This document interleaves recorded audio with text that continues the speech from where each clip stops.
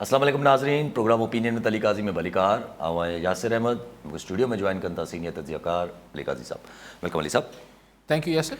अली साहब, कल पाण डिस्कस कयोसि त अगरि अहिड़ी सिचुएशन क्रिएट थी त जंहिंमें ॿई तरफ़ा जेके अची इस्लामाबाद में काथे को तसादुम जी तरफ़ थी या कुझु अहिड़ी सिचुएशन ते विया, कल मुला फरोज़ रहमान साहब क्लियर अनाउंस करे छॾियो त 23 मार्च ते PDM जी तरफ़ां जेको आहे उहो लॉन्ग मार्च आहे, जेको हुननि PMLN खे सजेस्ट कयो आहे त मरियम नवाज़ शरीफ़ जेका आहिनि उहे खे लीड कनि ऐं हुन पर इन्हनि ॻाल्हियुनि खां पोइ हाणे जेके चौधरी शुजात साहब बि अची विया विच में, उहे चवनि था त भई जलसा वलसा इहे कैंसिल कयो मुल्की वफ़ाद में। शेख रशीद साहब वरी क्लियर ॻाल्हि करे छॾी, जे अगरि तव्हां तसादुम जी तरफ़ वञो था पिया त वोट ऑफ नो कॉन्फिडेंस विसारे छॾी। कल बि पाण इहो डिस्कस कयो पिए, कल ताईं पंहिंजो शो थियो पिए त उन महिल ताईं मौलाना फज़ल रहमान जो इहो अनाउंसमेंट न आयो। उन महिल ताईं सिर्फ़ु इहा ॻाल्हि आई पिए त इमरान ख़ान 10 लाख माण्हू मिलियन धरणो हणण जी ॻाल्हि पियो करे। मिलियन मार्च हूंदो, हाणे मिलियन धरणो आहे। मिलियन जलसो न आहे, छाकाणि जलसो अगरि 27 तारीख़ ते करे ऐं घर हलिया वञनि त न शाम कुरेश भले कुझु बि चए, लेकिन फवाद चौधरी साहब ऐं ॿिया वज़ीर जेके चवनि पिया त उनजो मक़सदु इहो आहे त कोई माइका लाल, यानी माइका लाल माना को MNA 10 लाख माण्हुनि जे विच मां लंघी वञे, वोट ॾे इमरान ख़ान जे ख़िलाफ़ु ऐं पोइ वापसि उन 10 लाख माण्हुनि मंझां लंघी ॾेखारे त एॾो कलेजो कंहिंजो आहे त करे ॾेखारे, त ज़ाहिर आहे 27 मार्च ते नो कॉन्फिडेंस जी रिथ ते वोटिंग थींदी कोन, थींदी 28 मार्च ते या 29 मार्च ते, पर 28 मार्च ते ऐलान थियल आहे 28 मार्च ते। सो धरणो न हूंदो त हुन जलसे जो फ़ाइदो छा आहे? पोइ हुन जलसे जो सिर्फ़ु हिकिड़ो फ़ाइदो थी सघे थो त इमरान ख़ान 27 मार्च ते अची चए त बाबा मूं इस्तीफ़ा ॾिनी, मैं कुर्सी को लात मारता हूँ, फलाण करता हूँ, ढिमकान करता हूँ। सो काउंटर में मौलाना फज़ल रहमान साहब चयो आहे त PDM बि जेको हुननि जो हिकिड़ो डॉर्मेंट थी वियो, यानी हिकिड़ी बसि विसरियल ॻाल्हि हुई त 23 मार्च ते को हिननि खे लॉन्ग मार्च बि करिणो हो, उहो वरी हुननि एक्टिव करे छॾियो। त ज़ाहिर 23 मार्च ते त हुते कोन पहुचंदा, छाकाणि त 23 मार्च ते हुते OIC जो अञा सरबराहन मौजूदु हूंदा इस्लामाबाद में। 23 मार्च ते उहो कराची मां निकिरंदो, बन्नू मां निकिरंदो, कोयटा मां निकिरंदो, त हीअ डेट्स पंहिंजी अहिड़ी ठाहींदा त हीअ 26 जी शाम जो वञी डी चौक ते वेही रहनि, या 27 जी सुबुह जो पहुचनि, या 26 जी शाम ताईं पहुचनि, त हिकिड़ो ॾींहुं पहिरीं अची हुन इलाइक़े में मौलाना फज़ल रहमान साहब जा माण्हू पहुची वञनि, जिन्हनि लाइ ख़ुदि मौलाना फज़ल रहमान चयो त हुननि जो इहो बि कमु हूंदो त हू MNAs खे 2 हिफ़ाज़त पार्लियामेंट हाउस पहुचाइनि ऐं 2 हिफ़ाज़त हुननि खे वापसि वठी अचनि, ऐं सॼो शाराए दस्तूर चवनि था त असीं भरे छॾींदासीं माण्हू सां। हिन जो मतिलबु छा आहे? जहिड़ो आहे न हिन में ॾिसो। ऐं इस्लामाबाद असांजो हिकिड़ो तमामु हसास नाज़ुक शहर आहे। असां कराची वारा हिरियल आहियूं, ॿिया शहरनि वारा, इवन लाहौर बि कंहिं हद ताईं हिरियल आहे। इस्लामाबाद हिकिड़ो हसास नाज़ुक क़िस्म जो असांजो कैपिटल आहे। उन में जॾहिं लॉन्ग मार्च माज़ी में थींदा हुआ त ख़ुदि लॉन्ग मार्च इस्लामाबाद में अगरि इहो ख़दशो हूंदो हो त जेके सरकारी फोर्सिस आहिनि, पुलिस आहे, रेंजर्स आहे, कंहिं सां टकरा थी वियो त उन लाइ इस्लामाबाद में थरथलो मची वेंदो त यार अगरि हिते को 2 माण्हू ख़ुदा न ख़ास्ता हेठि मथे थी विया या लठियूं लॻियूं, तस्वीरूं, वीडियो, हे हो, त इस्लामाबाद जो मिज़ाज न आहे, नाज़ुक आहे। हाणे हिन भेरे तारीख़ में पहिरियों दफ़ो थियणु वञे थो त रियासती जेके इदारा आहिनि, पुलिस, रेंजर्स, हे हो, हिननि सां न 2 मुताहरिब ग्रुप, 2 पॉलिटिकल सिविलियन ग्रुप्स जेके आहिनि या पार्टीज़, उन्हनि जा माण्हू हिक ॿिए जे साम्हूं थियणु वञनि पिया। मार्को या मैदानी जंग डी चौक आहे। जी हा, ठीकु। हाणे त उते त को नो बार्स होल्ड थींदो न, पोइ उते त जंहिंजो जेको वस लॻो। मौलाना साहब बि चए थो हुनजे कारकुननि वटि जेके लठियूं आहिनि तेल में छा पुसियल आहिनि, हू बि PTI वारा चवनि था चूड़ियां नहीं पहनी है, त छा थींदो पोइ? अच्छा, हाणे मसइलो थी वेंदो त प्राइम मिनिस्टर साहब, हुकूमत आहे PTI जी, रेंजर्स ऐं पुलिस ऐं FC हुते तइयुन करण जी ॻाल्हि शेख रशीद करे थो, त हू छा कंदो? ॿिन्ही खे लठियूं हणंदो?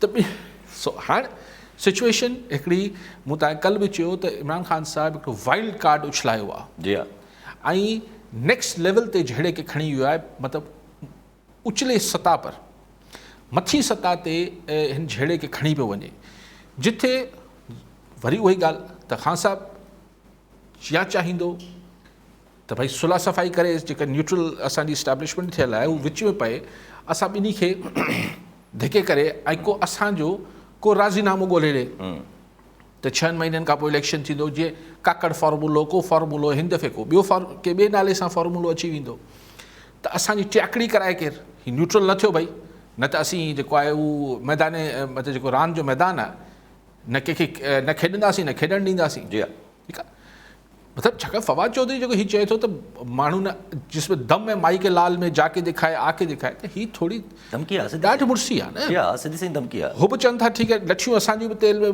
पुसियल आहिनि, त हाणे या त जेका इमरान ख़ान साहिबु छा सोचींदो हूंदो, हिन जी छा स्ट्रेटजी आहे? स्ट्रेटजी सिंपल आहे, अगरि 172 MNA ख़ान साहिब खे पक हुजे त पोइ इहो करण जी ज़रूरत ई कोन्हे, ज़ाहिर करण जी ज़रूरत ई न आहे। ज़ाहिर हू करे पियो, हिन जो मतिलबु इहो थियो, साबित इहो थियो त 172 MNA कोन्हनि ख़ान साहिब सां गॾु।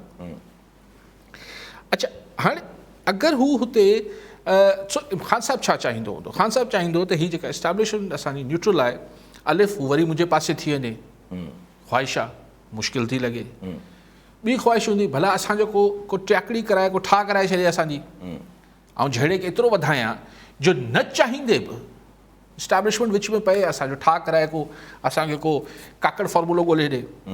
ठीकु आहे, अच्छा उहो बि नथा कनि।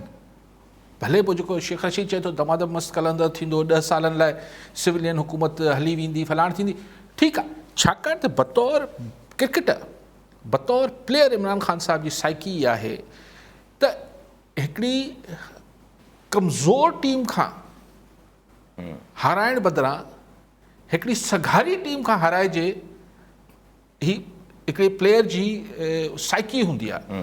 हिकिड़ो प्लेयर जेको हूंदो आहे, रांदीगर जेको हूंदो आहे, अगरि पाण खां सुठे रांदीगर खां हाराए वञे त हुनखे एतिरी नदामत या फिकाई न थींदी आहे। त ख़ान साहिबु सम्झे थो त हीअ जेका सिविलियन अपोज़िशन आहे हीअ मूंखां कमज़ोर टीम आहे या मुंहिंजी बराबरी जी टीम आहे, हिन खां हाराए वियसि त सुबकी थींदी। इस्टेब्लिशमेंट अगरि विच में अची मूंखे फारिग करे छॾे थी त ज़ाहिर हू त ॾाढी आहे, हुन खां हाराइण त हिकिड़ी वॾी ॻाल्हि थी वई।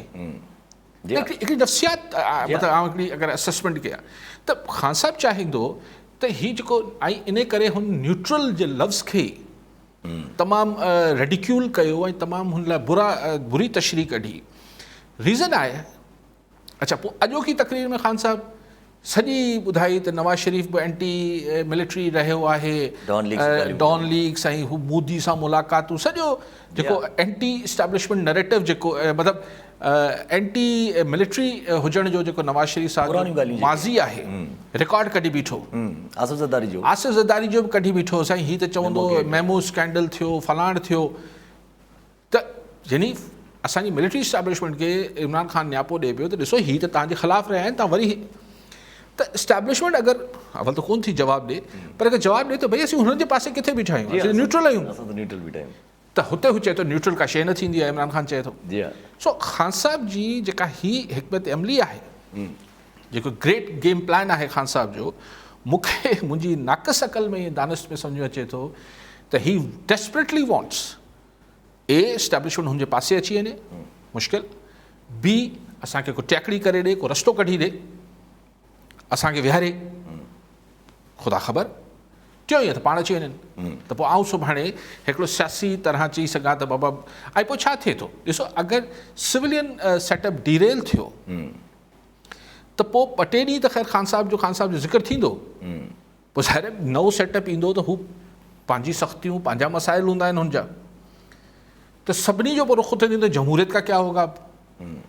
पोइ हीअ जेका अपोज़िशन, मीडिया, सोशल मीडिया, अवाम, पोइ हाणे जमहूरियत जो छा थींदो, पोइ वर्ल्ड प्रेशर अचणु शुरू थी वेंदा, त ख़ान साहिब वारी ॻाल्हि त पोइ वरी सानवी थींदी वेंदी न वक़्त सां गॾु। सो लेकिन चकर आउं सिर्फ़ु हिकिड़ी ॻाल्हि सिंपल लॉजिक ते सम्झां थो, मूंखे तव्हां सम्झायो त अगरि ख़ान साहिब वटि 172 पका मेंबर मौजूदु आहिनि त हुनखे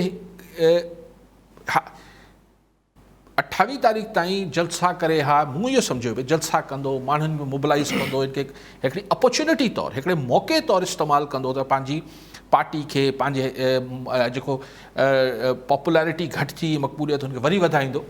पर 27 जो जेको ही मिलियन धरणो हणण जी ॻाल्हि करे पियो, उहो बि that simply makes explain it all. सॼो ई वज़ाहत थी वञे थी इन ॻाल्हि खां पोइ त साईं वटि 172 जो अंग न आहे। जी हाँ क्लियर आहे। कॉलर नज़र गॾु इमरान अहमद चांडियो टंडो मस्ती मां।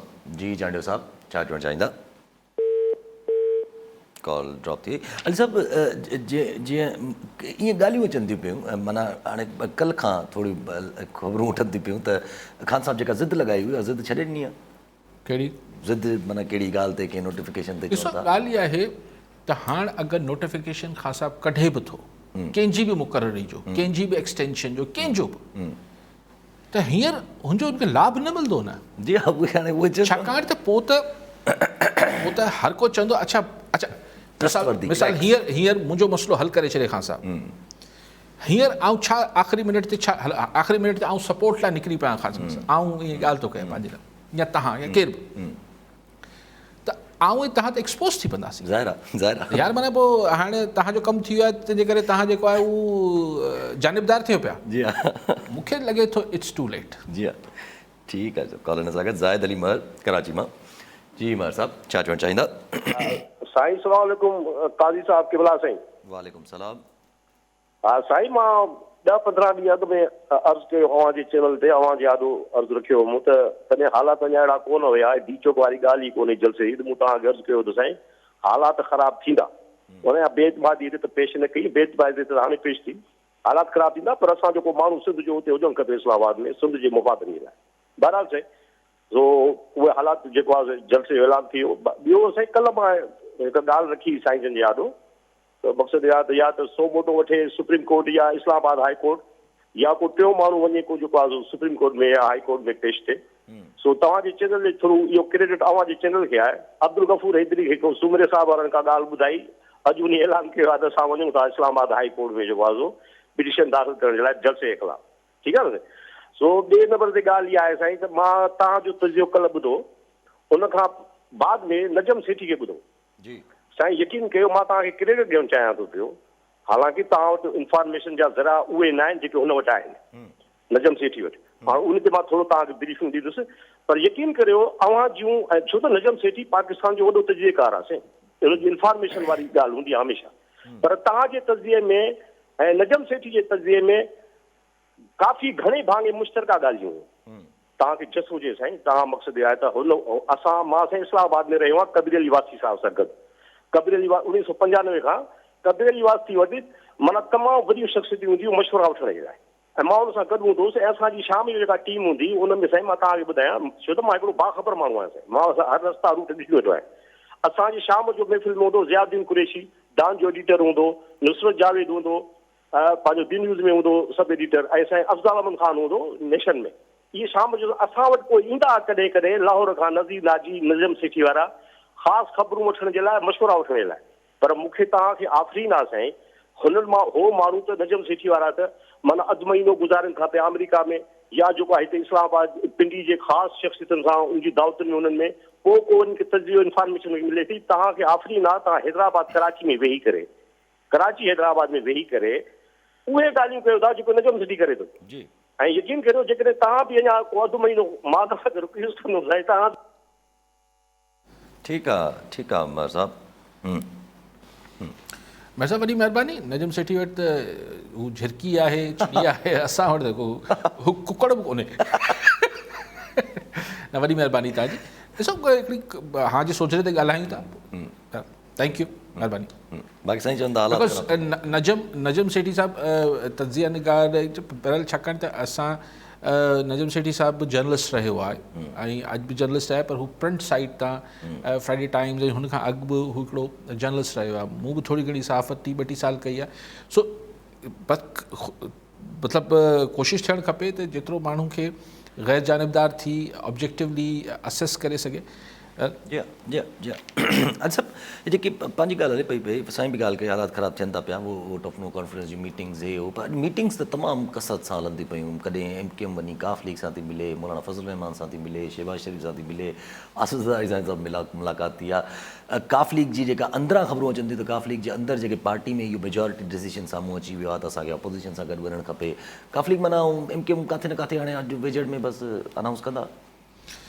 मुंहिंजो इहो ई ख़्यालु आहे त जेको हाणे जेको इख़्तिलाफ़ु हूंदो, जेको मूंखे लॻे थो अपोज़िशन जे रैंक्स में, मूं वटि कोई इंफॉर्मेशन न आहे, पर कॉमन सेंस ते वरी ॻाल्हि कयां पियो त हाणे इख़्तिलाफ़ु उहे शयूं निबरजी वियूं आहिनि त MQM खे छा मिलंदो, गवर्नरी आहे, 4 वज़ारतूं आहिनि, Q लीग खे छा मिलंदो, छा न मिलंदो, वज़ारत मिलंदी, चीफ मिनिस्ट्री मिलंदी, इहे सभु शयूं तय थी चुकियूं आहिनि। हाणे जेको झेड़ो हली रहियो हूंदो, मूंखे जेको झेड़े सां मतिलबु इख़्तिलाफ़ु हूंदो अपोज़िशन में, उहो हूंदो त मुद्दत केतिरी हुजे। जी यानी इहो न हूंदो त कंहिंखे छा मिले, बाप सां बि मामला तय थियल हूंदा, अगरि अब्दुल क़दूस साहिब खे हटाइणो आहे त ॿियो चीफ मिनिस्टर केरु अचिणो आहे, हीउ सभु तय थियल हूंदो, तय थी चुको हूंदो। लेकिन जेको इख़्तिलाफ़ु हूंदो त हीउ जेको मुद्दो आहे 1.5 साल जो, इहो 1.5 साल रखिजे, साल रखिजे, 6 महीना रखिजनि, ऐं उन में जेका वधि में जेका रुकावट या रंडक हूंदी उहो नवाज़ लीग पारां हूंदी त हिन खे जल्दी वाइंड अप कयो। जी लेकिन अगरि अॼु अच्छा ॿी ॻाल्हि जेको मसइलो हूंदो, माज़ी में असां वटि इहे जेके सभु कुझु थींदो हो, चाहे अपोज़िशन में हुजे या किथे, त इन में पोइ असांजा जेके मतिलबु अंपायर्स वेही गारंटी ॾींदा त ठीकु आहे, तय थी वियो 6 महीना तव्हांखे हीउ मिलंदो, तव्हांखे हीउ मिलंदो, बसि हलो, साल हीउ तव्हांखे मिलंदो, त पोइ गारंटर जेको हूंदो उहो लोकल असांजी इस्टेब्लिशमेंट डील कंदी। अच्छा को वॾा मामला थींदा हुआ त उन में पोइ ख़ुदि इंटरनेशनल इस्टेब्लिशमेंट जेके आहिनि गारंटर्स तौरु विच में पवंदी। जी ठीकु आहे। हींअर मसइलो इहो आहे त ज़ाहिरी तरह छाकाणि त न्यूट्रल आहे इस्टेब्लिशमेंट, त हाणे MQM खे आसिफ़ ज़रदारी साहिबु भले चए, भले शहबाज शरीफ़ साहिबु Q लीग खे चए, सुभाणे गारंटर केरु आहे? एग्जैक्टली जी त मेन प्लेयर्स अगर लॻी अचनि, इहो कोई लिखत में त थी नथो सघे, ऐं लिखत में थींदो बि त हुनजी कानूनी हैसियत कहिड़ी आहे? जी जी हीउ सियासी फ़ैसिला आहे। सो ॻाल्हि इहा आहे त जेका हींअर, ऐं ॿी ॻाल्हि, हिन खे आख़िरी मिनट ताईं गेलींदा अपोज़िशन वारा, एतिरी तकड़ न कंदा, एतिरी तकड़ न कंदा। ऐं सम्झां थो त हीउ अॼु 15 तारीख़ आहे ऐं हिननि 27 ते थियल आहे, इहो पाण खे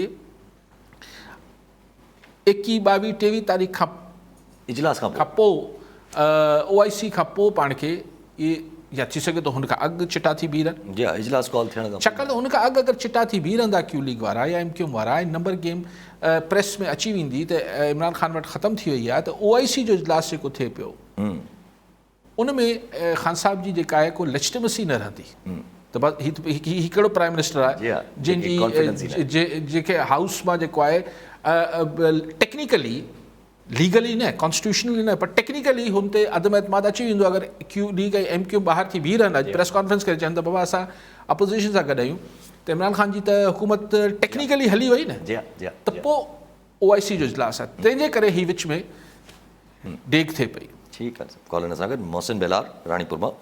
जी बेलार साहब, छा चवणु चाहींदा? साईं जोड़ियो सलाम सर। काज़ी साहब सवाल जवाब ॾींदा, महिरबानी कंदा। करे ॿई धुरियूं अपोज़िशन ऐं हुकूमत माना AC लेटर जी मां स्पीड ते 200 ते हलनि था पिया। असांजा रोड एतिरा सही त न आहिनि, विच में झाका खॾा बि अची सघनि था, विच ते निज़ाम त लपड़ीज न थींदो, एक्सीडेंट को थी वञे। ॿियो तव्हां साईं उर्दू चैनल जूं वाधायूं ॾियनि एडवांस, महिरबानी। ठीकु आहे, ठीकु आहे। ॿियो बि कॉलर इमदाद लगारी टंडो गुलाम अली मां। जी लगारी साहब, छा टंडो गुलाम हैदर मां। जी लगारी साहब, छा चवणु चाहींदा? साईं अर्ज़ा त असांजा हुकुमरान सियासी जेके कुर्सी जे चकर में झगड़ो लाहे वेठा आहिनि, असांजी कोटड़ी बैराज में पाणी पीअण जो बि लाहे, माल वीचारो उञ थो मरे, आबादगार परेशान आहे, इन जो केरु कंदो मालिकी? ठीकु आहे, आबादगार जी ॻाल्हि कंदो। अच्छा साईं जी ॻाल्हियुनि खे अचण खां पहिरियों हिकिड़ो सुवालु, त जेको जीअं तव्हां ॻाल्हि कई त अगरि PMLQ MQM अगरि इहे साम्हूं थी ॿाहिरि अची था वञनि बिल्कुलु क्लियर थी, त इहा स्ट्रेटजी काफ़ी हूंदी इमरान ख़ान साहिब जो जेको जलसो हूंदो हुनखे रिडेंट करण लाइ? न ॾिसो, ॻाल्हि इहा आहे त ॿिनि महाज़नि ते लड़ाई थिए पई न। हिकिड़ी लड़ाई आहे त छा पार्लियामेंट जे अंदरि इमरान ख़ान साहिब खे अक्सरियत हासिलु आहे या न आहे, इहो नंबर गेम, इहा सिधी सिधी ॻाल्हि आहे। ठीकु आहे। ॿियो महाज़ आहे रोडनि ते, डी चौक ते, त भई पहिरीं त डी चौक ते झगड़ो कयूं था। डी चौक ते 10 लख चवनि था, गिणंदो केरु? जी हा, गिणंदो केरु? 72,332 माण्हू अची विया त केरु चवंदो त 10 लख न आहिनि। पर पार्लियामेंट जे अंदरि गणप थींदी। सो उन गणप में अगरि 7 MQM जा ऐं 6 क्यू 6 लख 6 पंज क्यू, पंज पाप। पंज पाप। इहे अगरि 17 प्रेस कॉन्फ्रेंस करे 12-14 माण्हू चवनि था ऐं अपोज़िशन खे खपनि 12 माण्हू, हा उसूलन छाकाणि अपोज़िशन जा 2 खुटल आहिनि, हिकिड़ो जाम घुरान 160 हा ऐं हिकिड़ो हू जेको पश्तीन वारो आहे जंहिंखे पेश ई नथा कनि, जी हा मोहसिन अली वज़ीर उनखे पेश नथा कनि। जी हा। सो ही 2 खुटल आहिनि त 160 आहे अपोज़िशन खे खपनि 12 माण्हू, त ही 3 तहादी ठीकु, छाकाणि त GDA मां घटि में घटि पोइ था अचूं। जी हा। त इशू इहो आहे त हिन सिचुएशन में 2 महाज़ आहिनि, हिकिड़े महाज़ ते हू अपोज़िशन जेको आहे उहो माण्हू चिटा करे सघे थी, लेकिन मसइलो मुंहिंजे ख़्याल में 2 आहिनि। हिकिड़ो मसइलो आहे त ड्यूरेशन ईंदड़ हुकूमत जी केतिरी हूंदी, 1.5 साल हूंदी, साल हूंदी, 6 महीना हूंदी, इन ते अञा बि शायदि इत्फ़ाक़ राय न पियो थिए। ॿियो जेको आहे त OIC खां पहिरीं कजे या OIC खां पोइ कजे। जी हा। मेन रीज़न कॉलर सां गॾु अब्दुल सबूर सुमरो शिकारपुर मां। जी सुमरो साहब छा चवणु चाहींदा? सर शेख रशीद जेको रेफरेंस ॾिनो आहे ऐं वरी उहो ई जनरल ज़िया वारो दौर एक्चुअली बैक नथो थी वञे, छो इंटरनेशनल जेका ब्यूरोक्रेसी आहे एस्टेब्लिशमेंट उहा साॻियो ई माहौल पैदा करे छॾियो अथई ऐं हुनखे बि सूद थो पए 10,000 साल हिकिड़ी। ठीकु आहे साईं, शेख रशीद वारी ॻाल्हि कनि पिया त मां त मस्तु कलंदर आहियां। अच्छा, मौसम बिलाल साहब बि इहा ई ॻाल्हि कनि। बेलार साहब बि चवनि पिया त विच में झटका अची न सही, अगरि हिकिड़े हद खां वधीक टकराउ हिकिड़े उरूज ते पहुची वियो त हिकिड़ो असीं न्यूक्लियर मुल्क कयूं, असांजे राजधानी में पार्लियामेंट जे साम्हूं अगरि ॿखे पइजी आहे जी हा त हीउ तमाशो ज़ाहिर आहे हली न सघंदो। जेको साईं लगारी साहब चयो त कोठड़ी बैराज जे हेठि पाणी घटि आहे, बिल्कुलु पाणी जो हीअ त इशूज़ असां वटि अनफॉर्चुनेटली इशू थियणु न खपनि, हीअ गवर्नेंस जा इशूज़ आहिनि, हीअ पॉलिटिकल इशू आहे ई कोन, पर असां वटि माण्हुनि जा इशू बदकिस्मती सां असांजी पावर पॉलिटिक्स जे एजेंडा ते नथा अचनि, लेकिन बहरहाल ॾिसणु खपे पाणी न आहे। ऐं साईं बि साॻी ॻाल्हि बि कई, ॾिसो दमादम मस्त कलंदर शेख रशीद साहब चए थो, लेकिन मूंखे सम्झायो त अगरि हिन महिल पाकिस्तान में हिकिड़ो सिविलियन सेटअप वाइंड अप थी वियो त उनजी शिकल सूरत छा आइनी थींदी? ज़ाहिर आइनी नथी थी सघंदी। वधि में इहो थी सघे थो त जेके चेहरा साम्हूं अचनि उहे सिविलियन हुजनि, पोइ त हले पियो न जी उहो त हले पियो न न आइन बि वाइंड अप करे अगरि हिकिड़ी को साल ॾेढ लाइ ॿिनि लाइ हिकिड़ी का नेशनल गवर्नमेंट नेशनल त न मतिलबु हिकिड़ी केयर टेकर या हिकिड़ी टेक्नोक्रेट्स वरी नयो एक्सपेरिमेंट त लेकिन ॻाल्हि इहा आहे त भले केरु साम्हूं वर्दी में हुजे न हुजे, ज़ाहिर आहे उन्हनि खे अगरि हू सिविलियंस हू जेके सेटअप ठहंदो उनखे सपोर्ट त नॉन सिविलियंस जी हूंदी तॾहिं हली सघंदा न हू। सो उनखे इंटरनेशनल दुनिया हींअर उअं ई असां ते संभरियो वेठी आहे। असांजो जेको रशिया ॾे मामिलो आहे, असांजो चाइना ॾे मामिलो आहे, ऐं जेको मुल्क जी मईशत आहे ऐं हिन सॼे क्राइसिस में जेको मुल्क खे नुक़सानु माशी तौर ते पहुचे पियो, उन में इहो आऊं हिन ते को 100% ॻाल्हि नथो करे सघां। जी ठीकु आहे। कॉलर सां गॾु मोहम्मद अली गडानी कानपुर मां। जी गडानी साहब छा चवणु चाहिंदा? एतिरो चई सघां थो त अगरि हिननि शयुनि खे मतिलबु डी चौक खे मैदान जंग बणायो त या त हिननि जो मतिलबु इस्टेब्लिशमेंट खे रोल प्ले करिणो पवंदो, या त हिननि खे छॾा कराइणी पवंदी ऐं को विच में फॉर्मूलो ॾियणो पवंदो, या पोइ अज़ीज़ अहमद तो न मतिलबु पोइ छा चवंदा। पर सभु इहो मेक श्योर छो न करायो वञे त जेको असेंबली जो इजलास नथा कॉन्स्टिट्यूशनल शइ आहे उहो ई थिए? ॾिसो मेक श्योर केरु कंदो आहे? मेक श्योर कंदी आहे गवर्नमेंट, इंस्टीट्यूशंस। ॾिसो इंस्टीट्यूशन कंहिंजे ताबे हूंदा आहिनि। हाणे तव्हां एकेडमिक किताबी गुफ़्तगू कयो, prime minister is the chief executive of the country. जी हा, पर पाकिस्तान सो तमामु इदारा हुनजे हेठि अचनि था एक्सेप्ट जुडिशरी। जी हा, हिकिड़ो कॉन्स्टिट्यूशनल मामिलो आहे, हू चए थो त माई का लाल गुज़र के दिखाए। हाणे हिन ॻाल्हि जो आइनी जवाबु छा ॾिजनि माई के लाल वारी ॻाल्हि? एग्ज़ैक्टली। हाँ, किसी में कलेजा है तो निकल के दिखाए। अरे यार ही कहिड़ी ॿोली आहे ऐं छा यानी ही तमाशो बि हिन मुल्क खे ॾिसणो हो त पार्लियामेंट में वञण खां पहिरीं यानी तव्हां तव्हां पार्लियामेंट खे होस्टेज कंदव न, तव्हां पार्लियामेंट खे यरगमाल करे छॾींदव न, जी हाँ, जी हाँ, जी हाँ, त न पखी अंदरि वञे न ॿाहिरि वञे। जी हाँ, जी हाँ। सो Yeah. हाणे हिन ते Prime Minister साहब हिन जेको hostage ते हिन ते आईनी गुफ्तगू कड़ी कजे। एग्जैक्टली। कलेजा है, माई का लाल है, दम है, छाती है, हिते छा गुफ्तगू कजे। मोहम्मद अली गडानी कानपुर मां। जी गडानी साहब छा चवणु चाहींदा? साईं अस्सलाम वालेकुम। साईं अली कादी साहब खां सवाल इहो आहे त कुझु ॾींहं पहिरियां शेख रशीद साहब हिकिड़ो टीवी ते बयानु ॾिनो हो त अगरि अंसारुल इस्लाम जा रज़ाकार इस्लामाबाद में ईंदा त उन्हनि खे चिठियो वेंदो। जी साईं इहो सवाल आहे त इन्हनि खे चिठियो वेंदो, इन्हनि मां हुकूमत खे कहिड़ो ख़तरो आहे? इहे त अमन अमान जे लाइ हर वक़्तु गॾु हूंदा आहिनि, को बि नुक़सानु न थिए या कंहिंजो कोई बि को रेड़ी वारे खे नुक़सानु न थिए, को हुकूमती शयुनि खे कोई। ठीकु आहे साईं। साईं को अलॻि फोर्स न आहे, जी हाँ। JUI जा कारकुन आहिनि साईं। हिनखे तव्हां हिकु अमन फोर्स कोन्हे, ही कारकुन आहिनि JUI जा। हुननि उनखे हिकिड़ी विंग ठाहियो आहे, उनखे हिकिड़ा मखसूस वर्दी पाराइनि था। जी हाँ, जी हाँ। ऐं मौलाना साहब सुबह शाम चवनि था त असां ईट का जवाब पत्थर से देंगे, जी हाँ। चुड़िया नहीं पहनी है।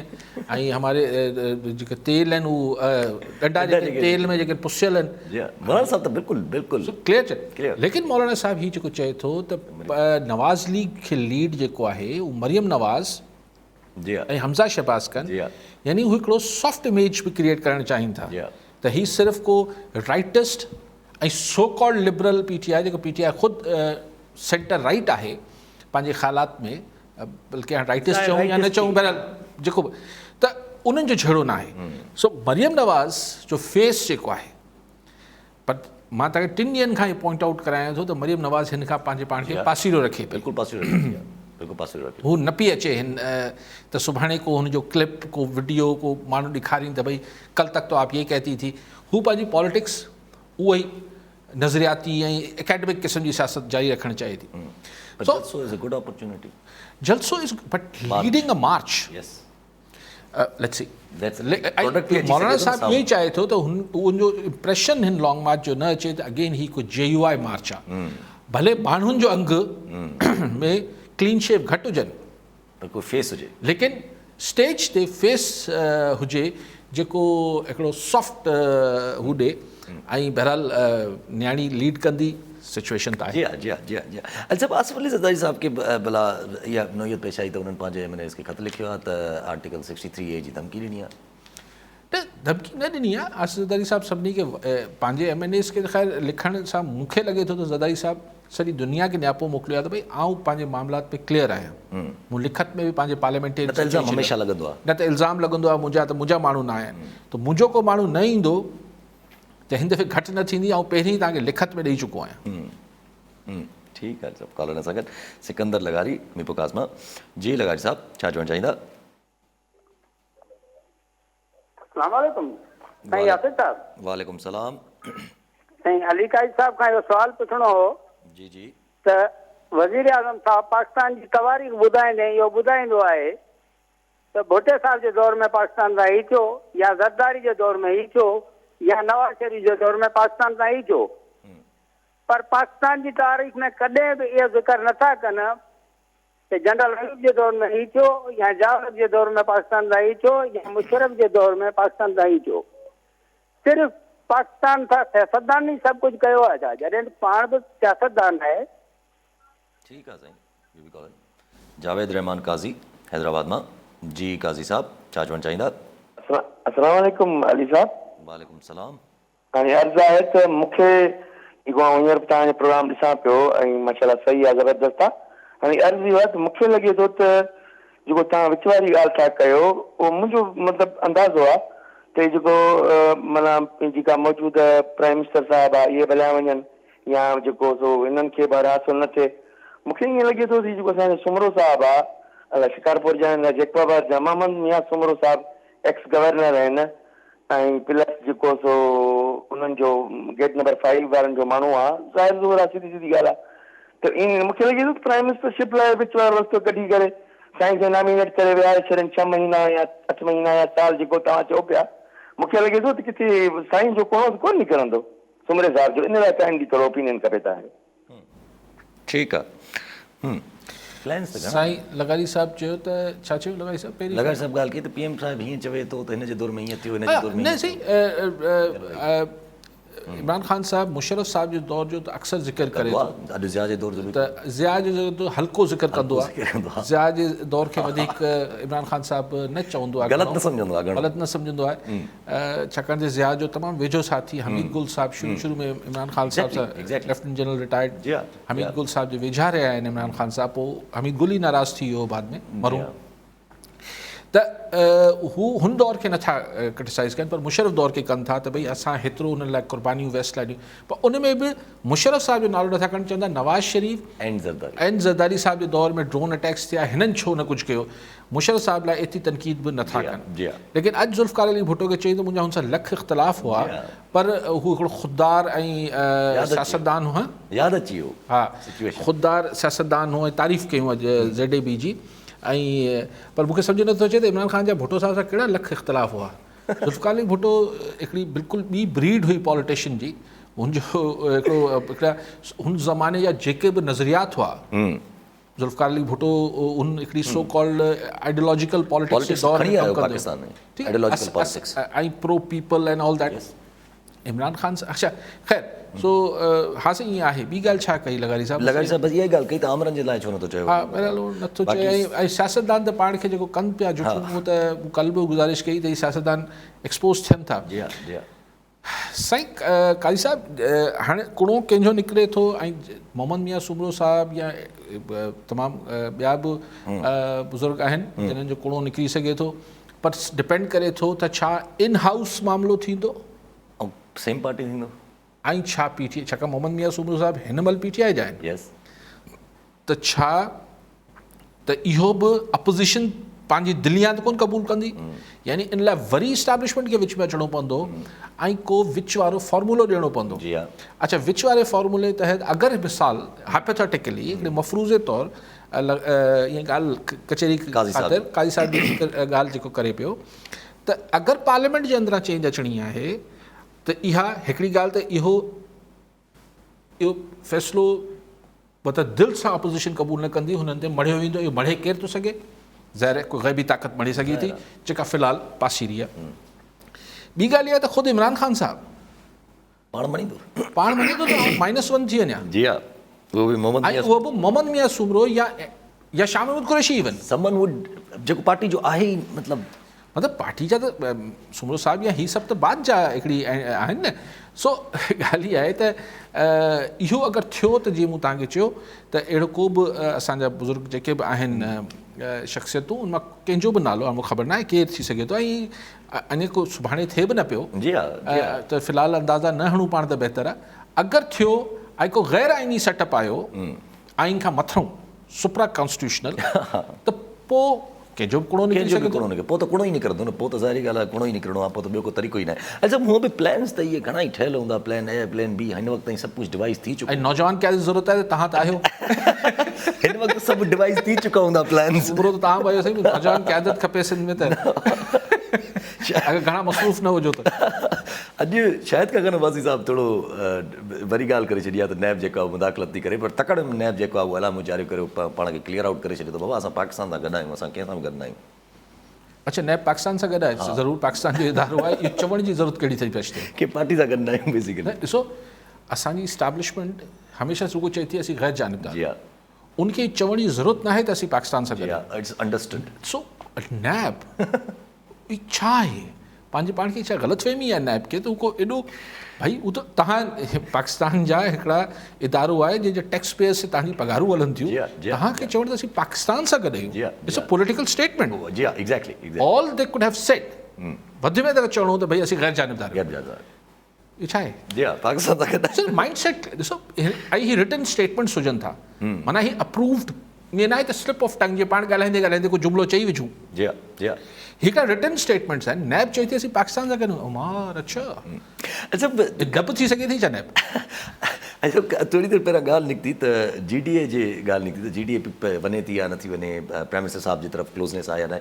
डॉक्टर फ़हमीदा मिर्ज़ा जी जेका कल्ह स्पीच कई आहे, जेका ॻाल्हायो आहे हुते, त उन मां त वाज़े थिए पियो थो हू हिन वक़्तु ताईं। डॉक्टर फ़हमीदा मिर्ज़ा त चिटो चई छॾियो त असीं इमरान ख़ान सां गॾु आहियूं, हुन चयो त अगरि मूंखे वञिणो हुजे हा त पहिरीं आउं वज़ारत तां इस्तीफ़ा ॾियां ऐं पोइ आउं सोचां हा, पर छाकाणि त आउं वज़ीर आहियां तंहिंजे करे आउं इमरान ख़ान सां गॾु आहियां।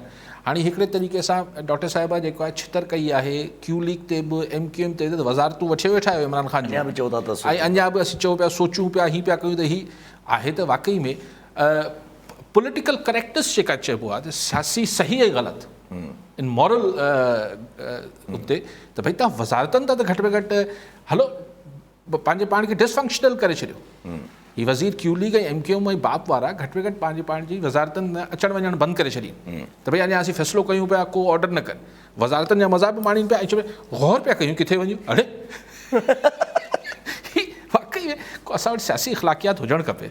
लेकिन डॉक्टर फ़ैम ॾिसो मूं तव्हांखे हिकिड़ो दफ़ो पहिरीं बि इशारतनि चयो त भले पीर साहब पघारो हलियो वञे, GDA मसइलो मिर्ज़ा फैमिली जो आहे पर्सनल सियासी मामिलो न आहे। PTI में जॉइन थियनि PTI में जॉइन करनि ॿी ॻाल्हि आहे, हू त करनि न करनि ॻाल्हि साॻी आहे। ॻाल्हि इहा आहे त हू अगरि अपोज़िशन सां गॾिजनि त हुननि जो तालुक़ु सिंध सां आहे। मिर्ज़ा ख़ानदान जेको झेलम ऐं सरगोदा में सियासत त कोन्हे, बदीन में आहे। त बदीन में सियासत आहे त माना हुननि खे ठा करिणो पवंदो पीपल्स पार्टी सां। पीपल्स पार्टी ख़ुदि कीअं मिर्ज़ान सां ठा कंदी ऐं मिर्ज़ा कीअं ठा कंदा पीपल्स पार्टी सां। सो उहो त लेकिन स्टेटमेंट डॉक्टर साहिबा जो हाई मॉरल ग्राउंड ते उहो मतिलबु पॉलिटिकली ॾाढो करेक्ट स्टेटमेंट हो, तंहिंजे करे उहो हिकिड़ी थिए थो। बाक़ी त ज़ाहिर थियणो ई कोन। माना हिन वक़्तु ताईं GDA अनडिसाइसिव आहे अञा ताईं, बाक़ी पीर साहब त पंहिंजा ऑप्शन्स ओपन रखंदो। पीर साहब खे कहिड़ी जेको आहे पीपल्स पार्टी सां को ज़ाती मामिलो त कोन्हे। ऐं मुराद शाह साहब वॾे पीर साहब पघारे सां मुराद शाह साहब जा फादर अब्दुल्ला शाह साहब जॾहिं चीफ मिनिस्टर हुआ त हू बाक़ाइदा प्रोटोकॉल खां सवाइ उते 15 ॾींहं महीनो पीर साहब वटि वेंदा हुआ मुलाक़ात। सो मुराद शाह साहब उन ई कंटिन्यूटी आहे, किथे न किथे उहा त उहो थी सघे थो अगरि सही ॾिसो न। वरी उहे पाकिस्तान सिंध में मखलूत हुकूमत जुड़ी सघे थी जंहिंमें MQM बि हुजे, जंहिंमें फंक्शनल लीग जो बि GDA जो बि हिकिड़ो ॿ वज़ीर हुजनि। फर्स्ट क्लास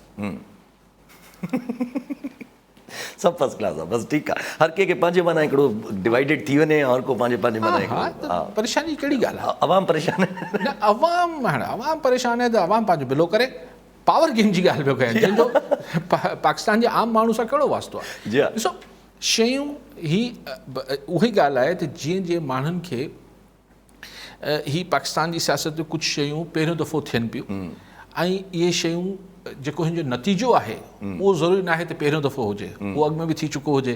पर सबबु हाणे हीअ ॻाल्हि आउं वरी वज़ाहत कयां त अगरि हिन जो नतीजो को ग़ैर सिविलियन सेटअप जी सूरत निकितो त हीउ पहिरियों दफ़ो न थींदो पाकिस्तान में। लेकिन छा ज़ियाउलक मॉडल नो, मुशर्रफ मॉडल थी सघे थो न, त थी सघे थो को नओं मॉडल।